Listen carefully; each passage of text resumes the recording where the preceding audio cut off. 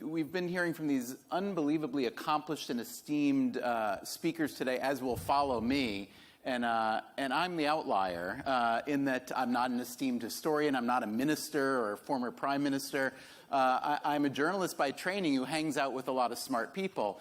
And so I thought what I would do to set the stage and just really to lower your expectations, frankly, is just to tell you how I spend my day typically. Because I think we know how, Neil Ferguson spends his days and Tony Blair spends his days and so on. Here's how I spend my days. I live in New York City, okay?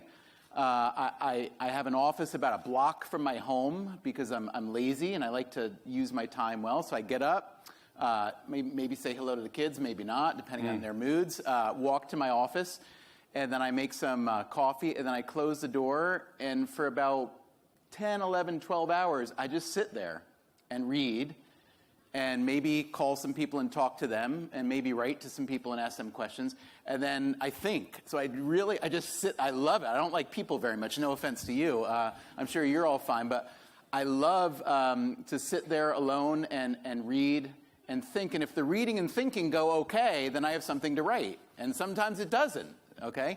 So recently, for instance, I was reading one of my favorite journals, I'm sure it's a favorite of yours as well, called the Journal of Agricultural Economics. A favorite, and so I grew up. You're just weird.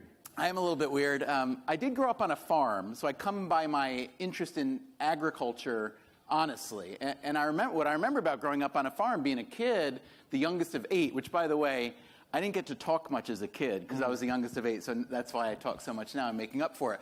But growing up on a farm, it's really hard to grow food well constantly with the challenges of weather, environments, and so on. And so when we had a good year, we were grateful.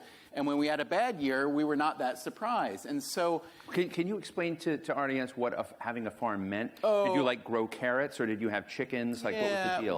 We had what we called a self-sufficiency farm. We didn't really sell much. We weren't trying to sell food.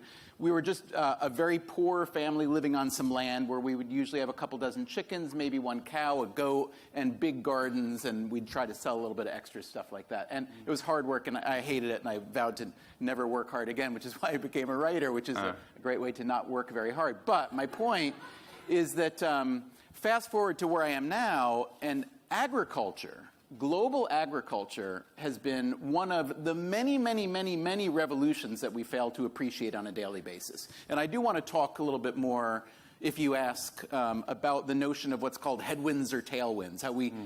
When we're riding into a headwind, either physically or culturally, we feel the headwind and complain about it. When we have the tailwind, we forget about it. So the minute that technology or society or culture gives us something, a benefit, we're very grateful for about 5 minutes, and then we forget about it. We assimilate it and move on.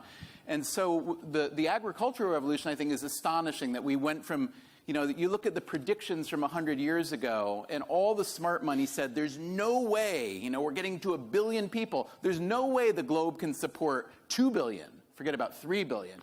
Here we are at 7.3, 7.4 billion, and we produce way more than enough food to feed everybody 3 meals a day. Now, it doesn't mean there's not hunger and famine. There is, but those are almost always the result of a political or economic dysfunction, not the fact that we did. In fact, in America, we throw away about 40% of the food that we buy. That's how far you get down the chain, how absurd. So I marvel at the miracle of agriculture, and economics plays a huge role in that, in the efficient allocation of resources, labor, capital, and so on.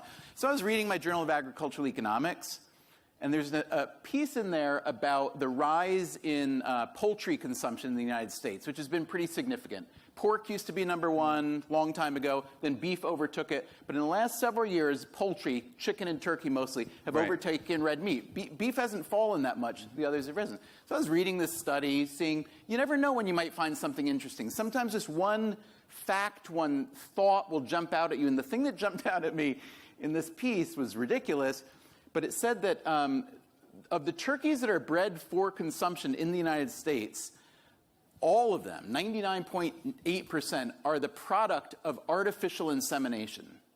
In other words, when turkeys are bred for eating, they don't mate naturally. So my first thought was, yuck. I didn't really want to learn about the artificial insemination of turkey Right. industry. My second thought was, well, it's kind of a social justice issue. The poor turkeys are not getting, and then so immediately, when you see a piece of data that surprises you, maybe it means nothing, maybe it means something, what do? You try to surround it with other data to put it into context. So I went to look for the chicken breeding data. And it turns out that chickens, by and large, breed naturally. They actually have sex. Even the genetically modified ones? You know, a little bit less. Yeah. But the poor turkeys are not. So you could begin to ask yourself, well, is this just a ridiculous question, or might it lead somewhere? So I kept digging.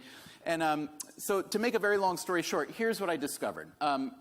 As I said, poultry consumption in this country has risen a great deal. Turkey, much faster than chicken. So the Americans turkey caught fire in America about 30 years ago. And Right. mostly, however, we like the white meat, which comes from the breast. So what happened? I like the drumsticks. Well, that would make Yeah. you a deep outlier, though, Yeah. because for the most part, people just want to buy the white meat.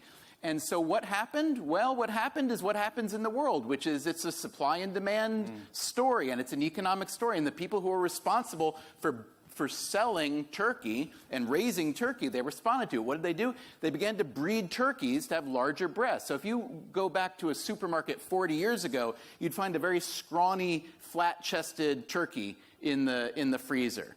But then they began to breed both the male and the female to have larger and larger breasts, to the point where today, if you go to the barnyard where these, let's say this is Tom and this is Jane, let's say, and they would come up to each other, and in the old days they would have met and kissed, I don't know what turkeys do, then they would have procreated. Now, because of the size of their breasts, they literally cannot get close enough physically to procreate, thus the need for artificial turkey insemination industry. This is how I spend my days, people, okay? So I just wanted to sufficiently lower the bar, and I think I've done that. Yeah, well, thank you for that.